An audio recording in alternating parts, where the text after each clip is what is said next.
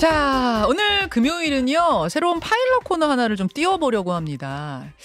이 파일럿이란 얘기는 잘 될지 안 될지 잘 모르겠다. 하지만 여러분의 반응을 한번 보겠다. 이런 거죠. 여야의 정치 고수들과 함께 뉴스의 미래를 예측해보는 시간, 뉴스 게임. 이건 이제 뉴스 게임 예측을 하는 코너이기 때문에 어떤 분들이 이 전망을 해주시느냐 굉장히 중요해서 정말 저희가 고르고 고른 엄선한 두 분이 이 자리에 나오셨습니다. 여야 정치 고수 두 분, 국민의힘 김영우 전 의원, 더불어민주당 최재성 전 수석, 어서 오십시오. 반갑습니다. 안녕하세요. 이런 코너인 줄 알고는 오신 거죠? 킬러 문항이 없다 그래서 나왔습니다. 킬러 문항 우리 준비했는데. 아, 그렇습니까? 사교육 좀 받았죠, 저도. 네. 잘하셨어요. 저도 좀 고민이 됐어요. 어떻게든 이 예측 고수라고 불림을 당한 건데. 예, 그럼요. 그럼 변별력을 가져야 돼. 킬러 문항 없이 어떻게 변별력을 가질 것이냐. 예. 저희도 고민이 많았습니다. 자, 오늘 여러분, 저희가 이제 이 OX 혹은 주관식 판을 다 준비해 놨는데요. 이 두 분의 고수만 그 문제들을 푸시는 게 아니고 우리 청취자, 구독자 여러분도 함께 하시는 거예요. 그래서 지금 50원의 유료 문자 샵 1212, 또 레인보우 앱, 유튜브까지 다 열어놨습니다. 이쪽으로 여러분도 함께 참여하시면 되는 겁니다. 함께 만들어가는 코너. 자, 룰은 단순합니다. 제가 어떤 현안에 대해 질문을 하나씩 던지면 그 앞에 계신 OX판, 앞에 있는 OX판을 이용해서 미래를 예측해 주시면 되는 거예요. 떨리세요, 두 분? 왜 이렇게 긴장하신 거죠? 이게 대선 주자용으로 만들어놨던 OX판이라고 그래가지고 그 얘기 듣고 떨리네요. 저희가 대선 토론을 준비하면서 만들어놨던 것을 오늘 또 활용을 하는 겁니다. 예. 참 어려운 것 같아요. 네. 이게 이제 토론이나 예. 또 뭐 어떤 분석이나 예. 이런 건 말로 하잖아요. 예. 근데 OX로 먼저 하고 예. 하려니까 이게 특히 정치 현안이나 정치 산안에 대해서 예. 사안은 딱 이렇게 그게 쉽지 않죠. 일도양단이 쉽지가 쉽지 않죠. 않거든. 그래서 이게 OX의 50%만 넘어가면 일단은 드시고 설명을 해주시면 돼요. 그러니까 너무 부담 갖지 마시고 틀려도 괜찮습니다. 틀려도 나중에 이거 쭉 1년치 해가지고 예. 만약에 파일럿 반응이 괜찮아가지고 예. 1년치 해가지고 잘 맞췄다 그러면 그 다음에 뭐 없어요? 상 드릴게요. 상. 상? 예. 아. 뉴스쇼 상. 아. 저렇게 썩 좋아하진 않지만 여하튼 첫 번째 문제 나가겠습니다. 첫 번째 문제는 이제 워밍업 느낌으로 주관식으로 가볼게요. 짤막하게. 자, 어제 있었던 장차관 개각 몇 점 주시겠습니까? 이건 정답은 없습니다. 워밍업입니다. 자, 거기다 써주시면 됩니다. 말로 해야지. 되지 않나요? 말로 하셔도 처음부터 쓰면 손 떨려. 그러니까 자, 몇 점 주시겠어요? 최수영님 몇 점? 저는 15점. 15점? 잠깐만 계세요. 김영우 전 의원님. 저는 70점. 70점. 네. 15점과 70점의 간극은 상당히 큰데 네. 우선 70점을 주신 김영우 의원 왜 70점입니까? 100점에 비하면은 턱없이 부족한 점수지만은 지금 여소야대 상황에서 지금 용산에서 할 수 있는 사용 가능한 카드가 많지가 않아요. 이런 상황이다 보니까 아마 국정 운영을 하는 데 있어서 그래도 보조를 잘 맞출 사람들을 고르고 고른 것 같아요. 그래서 이제 뭐 그 용산의 행정관 이제 비서관급이죠. 네. 뭐 5명씩이나 이제 차관으로 보내고 그랬는데 예. 염려는 됩니다. 이런 경우에 사실 각 장관, 국무위원들이 역량을 발휘해야 되는데 차관 중심으로 가면 어쩌지? 살짝 걱정은 됩니다만은. 이른바 차관 정치? 예. 그런데 이제 지금 워낙 모든 부처가 제대로 역동적으로 움직이지 않는 것 같은 느낌이에요. 이런 상황에서는 어쩔 수 없이 그렇게 했구나라는 생각이 드는 거예요. 역동성을 주기 위한 고육지책 차관 포석이었을 그렇습니다. 것이다. 그래서 약간 불안한 측면이 있지만은 지금 용산은 다른 큰 무슨 대안이 없지 않겠나? 예. 여소야대 상황에서 그렇게 이런 해서 정치 상황에서 70점. 예. 수석님은 왜 15점밖에 안 주셨어요? 굉장히 이례적인 이제 인사인데요. 집권 초기에 대통령이 대통령실에 있던 비서관들을 대거 차관으로 보낸다. 5명. 집권 말기에는 그런 경우들이 있어요. 근데 집권 초에 보낸다는 얘기는 일단 장관이 무력화되는 거예요. 대통령 그립이 세고 우리 뭐 대통령실의 뭐 파워라는 거는 뭐 장난이 아니잖아요. 그렇죠. 그래서 뭐 아시다시피 대통령실의 일개 행정관이 막 장관을 막 이 쥐락펴락하고 뭐 그래서 이제 사건이 됐던 보도가 됐던 것도 것들이 있고 있죠. 그렇잖아요. 예. 그런데 초기에 비서관이 차관으로 간다? 네. 장관 무력화예요. 그럼 이 신호가 뭐냐면 장관 불신이죠, 대통령. 그래서 대통령실에 직접 근무했던 참모들이 가서 그립을 확실히 쥐고 확실히 해라. 뭐 이런 신호기 때문에 장관 무력하고요. 또 하나는 대통령의 최근 발언과 관련돼서 조금 극우적인 분들이 박수 칠 만한 그런 발언들을 많이 하셨거든요. 그게 이제 15%를 넘질 않아요. 그런데 이번 인사도 그런 의미에서 매우 협착한 인사다. 그래서 15% 최소한의 정치를 하듯이 15%만을 위한 15%가 지지할 수 있는 인사다. 이렇게 보통은 콘크리트 지지층 30% 얘기하는데 이번엔 30%가 아니라 15% 정도가 박수치는 인사라고 보시는 거예요? 그게 콘크리트 지지가 아니에요. 아니에요. 겉으로는 콘크리트 지지지만 예. 안에는 또 방수가 안 될 수도 있고 콘크리트 구멍 날 수도 있고 그런 거거든요.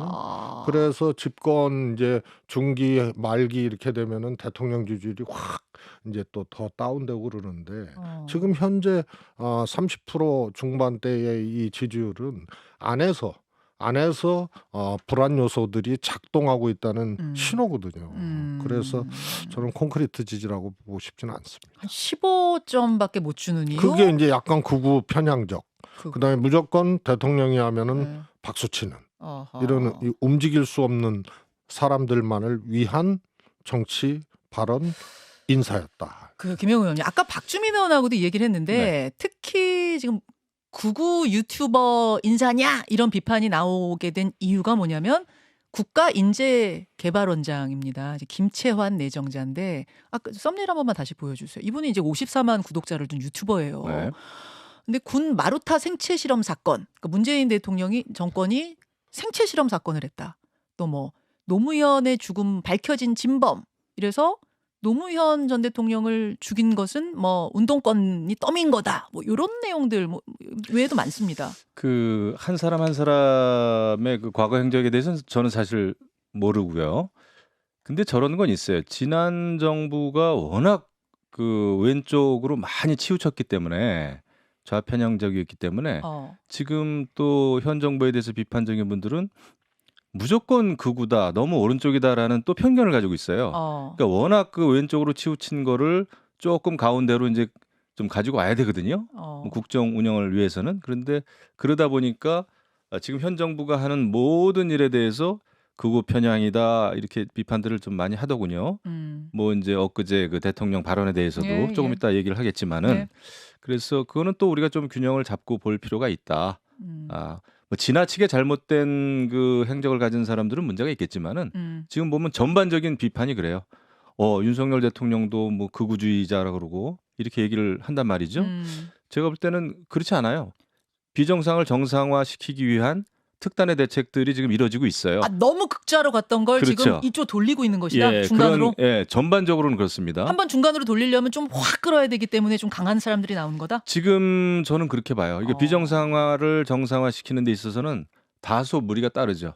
물론 그게 때로는 국민들로 하여금 굉장히 좀 비판을 받을지는 모르나 그만큼 큰 흐름을 바꾼다는 게 어려운 거죠. 자, 최수정님 어떻게 보세요?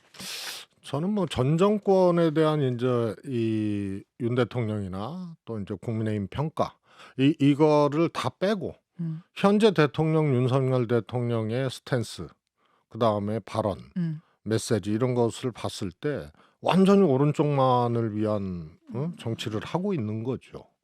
그러다 보니까 실제로 중도층에서 국정 지지도나 이런 것들이 현저하게 떨어지고 이런 걸로 나오는 거예요.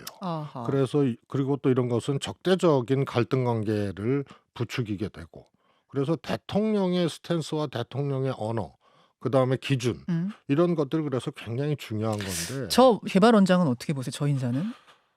그냥 통탄할 노릇이죠. 통탄까지 나와요. 그다음에 이번에 누구죠? 통일부 장관 후보자 김영호 이런 후보자. 분들 다 정말 통탄할 노릇이죠. 그러면은 대통령 주변에 다 그런 분들로 포진돼 있고 인사권자인 대통령이 정상적이라면 걸러내야 되거든요. 예를 들어서 그 과거에도 그렇고 뭐 이 정당의 문제지만은요. 이래경 혁신위원장 있잖아요. 예, 민주당. 바로 9시간 만에 사표 냈잖아요. 왜 네. 그러냐면 그 사람의 뭐 소신일 수도 있고 하지만은 민주당 혁신위원장인데 천안함 관련된 발언 뭐 등등등. 폭침. 네, 이런 것 때문에 그런 거예요. 그런데 이거는 과거에 그런 발언들이 아무런 이 대통령이 걸르지도 않고 했다는 거는 대통령의 생각과 다르지 않다. 자, 대통령 이렇게 볼 수밖에 없죠. 대통령이 그러잖아도 그제 반국가 세력, 반국가 세력들이 종전선언 노래를 부르고 다녔다. 이렇게 이제 이야기를 했습니다. 근데 종전선언은 문재인 정권의 어떤 대표적인 상징적인 정책 중에 하나다 보니까 그렇게 되면은 문재인 대통령이 반국가 세력이야, 뭐 이렇게 되는 또 이야기가 있었죠. 여기서 두 번째 질문 들어가겠습니다.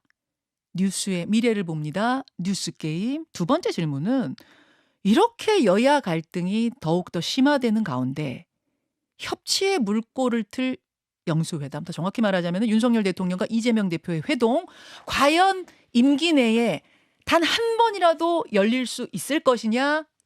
OX판 준비하세요. 이제 준비하시면 돼요. 자, 한 번이라도 두 사람의 만남은 있을 수 있을 것이냐? 들어주십시오. 여러분 올려주십시오. 자, 지금 듣고 계시는 우리 구독자, 청취자 여러분들도 OX 보내주시면 됩니다. OX. 두 분은 어떤 선택을 하셨나? 최수석 X, 김 전 의원 X, 네. 두 분 다 X? 아니, 잘 생각하세요. 요번 뭐 상반기 올해가 아니라 임기 내에요. 네. 불가능하다? 네. 아니 이미 생각해서 들었는데 왜 그러니까 영향을 주실라 그러세요? 이러면 또 이거 불공정하지. 영향 드리면 안 되지. 아, 김 의원님 왜 X라고 보세요? 일단 임기 1년이 지났는데 아직 만나지 않았어요. 예. 더더군다나 앞으로 만나더라도 단독 회담은 아닐 것 같아요. 뭐 원내대표를 끼고 이렇게 좀 형식적으로 만나든가 이렇지. 여태까지 이런 그 추세와 기세로 봐서는 만나지 않겠다. 더더군다나 지금 민주당은 급변할 겁니다. 앞으로 그 친명계 비명계 그 싸움이 아주 볼만할 거예요. 어떻게 보면 이런 상황에서 이재명 당대표를 만난다? 그 쉽지 않고요. 더더군다나 지금 떠안고 있는 이재명 당대표의 사법 리스크 이게 어느 쪽으로 튈지 몰라요. 이런 상황에서 여태까지 만나지 않았는데 만날까? 저는 어렵다고 봅니다. 어렵다고 보세요. 최전수석님? 뭐 마찬가지인데요. 집권 초에 기자들이 질문했죠. 야당 대표가 만나자고 제안을 했는데 예. 어떻게 생각하시냐? 상황이 정리되면 만나겠다 이랬거든요. 그러고 얼마 안 있다가 국민의힘에서 아니 뭐 지금 범죄 혐의 있는 사람을 왜 만나냐 이렇게 하니까 대통령실에서 그냥 딱꼬리를 뺐거든요. 그래서 그냥 안 만난다는 얘기예요. 그리고 실제로 윤석열 대통령이 이재명 대표에 대해서 확정적 뭐 범죄 혐의가 있는 사람 뭐 이렇게 규정을 하고 있으니 우선은 모르겠습니다. 제 생각입니다만 제거하겠다는 생각만 있지 그런 사람에게 만나겠다는 생각이 있겠어요? 거꾸로 얘기하면 제거하겠다는 생각이 아니라면 네. 야당 대표를 대통령이 그것도 의석이 적은 정당의 이 소속 대통령이 예? 야당 대표를 안 만난다? 그래서 이거는 제거냐 만남이냐. 그래서 저는 제거라는 생각이 있기 때문에 안 만난다고 보는 거예요. 근데 제거는 제거하고 싶어서가 아니고 일단 민주당 내에 지금 흐름이 이재명 당대표가 버틸 수 없는 사라질 수밖에 없는 상황 때문에 안 만나는 거죠. 이게 뭐 대통령이나 여당이 어떻게 야당 당대표를 제거를 할 수가 있나요? 그건 뭐 그런 제거 차원은 아니고 지금 그 민주당 역학관계가 그렇습니다. 지금 그 물러나야 된다. 이재명 당대표는 여러 가지 면에서 더더군다나 이낙연 전 그 대표 전 총리의 귀국과 이게 맞물려 가지고 민주당은 앞으로 굉장히 그 내홍을 겪을 거예요. 이런 상황에서 또 혁신과 개혁과 개혁 공천과 내년 총선을 대비한 민주당의 변화가 절실하거든요. 이런 상황에서 이재명 당대표는 버티기 어렵다, 솔직히. 그러면은 김영우 저 의원님 이거 한번 쓸래요. 찬스. 이 갑툭튀처럼 갑자기 이제 툭 하고 찬스판을 드셨어요? 예, 무슨 말씀하시고 싶은데요? 우선 뭐 민주당이라는 한 정당의 이제 내부 사정, 예. 혹은 또 갈등 요인 뭐 이런 것들은 뭐 객관적으로 또 존재하고 있기 때문에 그건 그대로 진단을 해야죠. 그러나 대통령과 민주당 대표의 만남의 문제는 그거하고 조금 다른 거예요. 그건 무슨 말씀이실까요? 아니 민주당이 안에서 뭐 내부 갈등이 있고 뭐 이러면은 대통령이 야당 대표 안 만납니까? 문재인 대통령은 국민의힘에서 걷어찼지만 비대위원장이라는 게 임기를 뭐 2년 하고 이런 거 아니잖아요. 그 원 미션이 끝나면은 이제 잠깐씩 끝나는 하는 건데 거죠. 김종인 비대위원장 때 대통령이 의석수도 많은데 만나지 만나자고 않았느냐. 그랬어요. 그러니까 민주당 상황이 어찌 복잡하든 뭐 야당 지지고 대표. 볶고 어쩌든 간에 대통령은 만나야 한다. 그러면 김 의원님 짧게. 예. 저는 그 예측을 하라 그래서 예측을 했을 뿐입니다. 저는 사실 초반부터 예. 어떤 사람이 됐든 뭐 어떤 성향의 당대표가 됐든 만났으면 좋겠다라는 얘기를 여러 차례 했어요. 저는 방송에서. 야당 당대표에 대해서. 그런데 이미 그런 상황이 변했죠. 지금 1년이 넘었고 이런 상황에서는 이제 만날 가능성이 저는 없어졌다고 보고. 그렇게 생각하시는 이유 중에는 당 상황이, 그러니까 만날 대상이 바뀔 수도 있는 상황이 돼버렸다. 그 그렇죠. 말씀하시는 거예요? 네, 그런 상황이고. 그래서 이제는 실익이 없어졌어요. 그리고 예.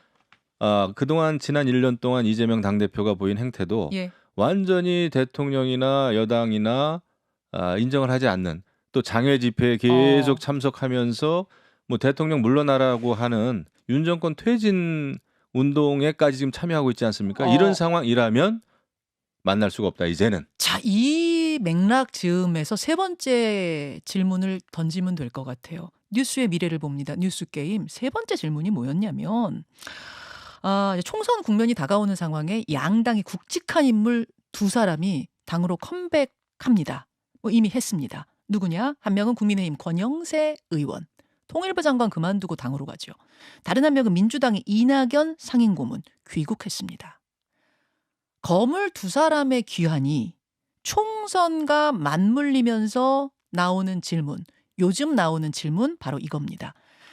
양당 총선 전에 비대위 체제로 간다, 아니다. 들어주십시오. 여러분 보내주십시오. OX. 총선 전에 비대위 체제로 국민의힘이든 민주당이든 갈 거다, 안 갈 거다. 하나, 둘, 셋. 저는 요거는 색깔대로예요. 예? 국민의힘은 안 간다. 빨간색이 지금 X표로 되어 있는. 국민의힘 안 간다. 파란색은 이제 세모죠. 세모가 없어가지고. 민주당은 변수가 있으니까. 변수가 있는 동그라미.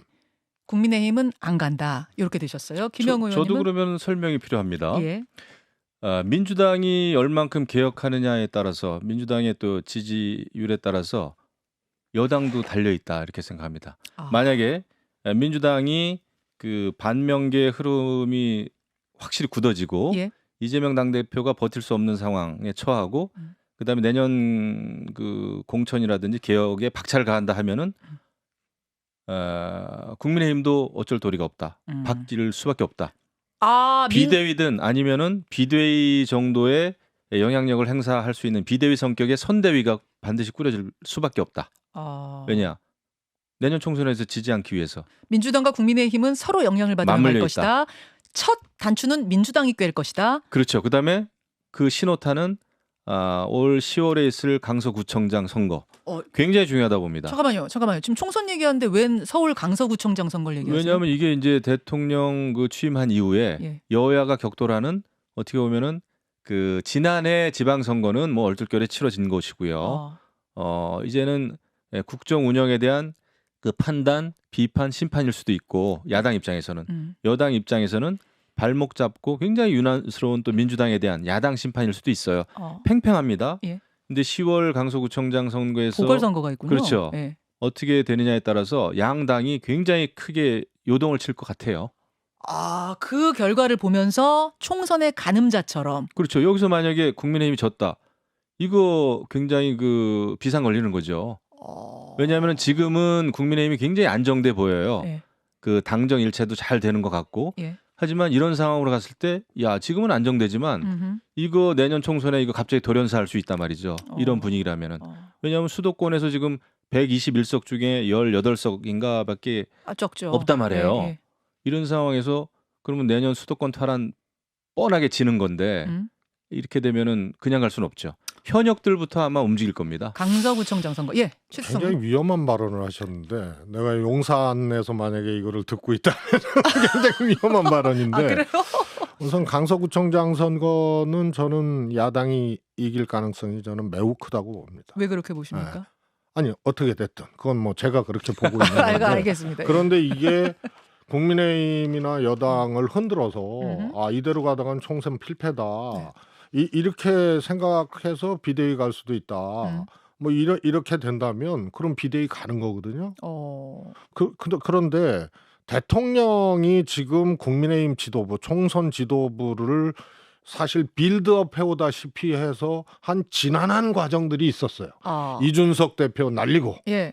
그 다음에 김기현 대표 아예 그냥 지명해서 1등 여론조사 1등하는 나경원 또 유승민 날리고 예. 안철수 적으로 돌리고 이래서 김기현 대표 출범했거든요. 예. 그래서 강서구청장 한 명의 선거 성패로 이렇게 지난하게 아주 대통령이 그냥 조각하다시피 해온 이것을 구청장 선거로 그걸 기준으로 흔들리는 거 이거는 우선 질량이 안 맞아요. 그래서 그거와 무관하게 네. 비대위 없이 간다. 그리고 국민의힘은 내부 그립은 상당히 지금 세고 어떻게 보면은 그냥 대통령 김기현 이 대표 이게 지금 안정화되고 있는 그런 상황이기 때문에요. 비대위 간다는 거는 그냥 거기는 선거 폭망이에요. 비대위가 거의 쿠데타적 상황이 일어나지 않으면 갈 리가 없는 그 정도로 거죠. 보세요. 예. 국민의힘이 비대위 뜬다 하면 그거는 선거 폭망일 선거를 때쯤 못 치를 정도입니다. 못 치를 정도가 되면 뜰 거다? 아니요, 못 치르는 거예요. 못 치른다. 비대위가 비대위 뜬다는 가면 왜냐하면 대통령이 직접 이 지도부를 만들고 세게 지금 그립을 갖고 여기까지 왔는데 오케이. 예, 이게 알겠습니다. 흔들린다는 거는 알겠습니다. 매우 심각한 문제죠. 생각이 많이 다르십니다. 저하고. 왜냐하면은 그 내년 총선에 이기기 위해서는 그러니까 여태까지 용산에서 빌드업한 것은 총선용 빌드업이 아니라고 봐요. 당정이 하나가 되고 이런저런 다른 소리 나오는 건 안 된다라는 차원에서 안정화 차원. 예, 안정화 차원에서 저는 김기현 그 지도부가 들어섰다고 보고 하지만 총선은 다른 문제다. 내년 총선에서 지면은요. 이것은 바로 레임덕이에요. 이것은 국정 운영을 할 수도 없고 그다음에 발목 잡는 야당 탓을 더 이상 할 수가 없습니다.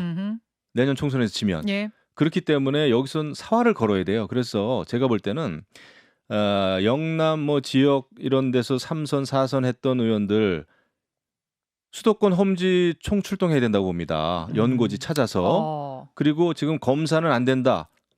이렇게 이제 김기현 당대표 얘기했지만 저는 그거 잘못된 처방이라고 봐요. 그래요. 오히려 검사든 누구든 간에 모든 그 여권 내 가용 자산들을 총집결시켜 가지고 전선에 내보내야 된다. 다만 한동훈 법무부 장관을 포함해서 따뜻한 지역 내리꽂아도 당선될 그런 지역에 보내면 안 되고 험지로 가라. 수도권 험지로 보내야 됩니다. 그래야 이기는 거죠. 야, 이거 되게 재밌네. 이게 재밌는데 거기는 에스키모 비슷하게 방한복만 입고 살아온 사람들이라서 조금 추운 데는 못 가요. 그다음에 지금 그 국민의힘이 최소 의석이잖아요. 그게 결국은 PK, TK 그다음에 강남 같은 지역만 당선됐다는 얘기예요. 자, 잠시만요. 그러니까 수도권 탈환이죠. 이게 뉴스 게임이 굉장히 재밌는데 오늘 뒤에 저희 포르테나 아침 라이브가 시간이 조금 필요하다 보니까 뉴스 게임 일단 오늘은 여기서 접고 이거 오늘 파일럿이 아니라 좀 더 가야 될 것 같은데요. 그렇죠? 일단은 오늘 두 분과 여기서 인사드리고 다음 편을 좀 기대하도록 하겠습니다. 파일럿의 신세가 불러놓고 허망합니다.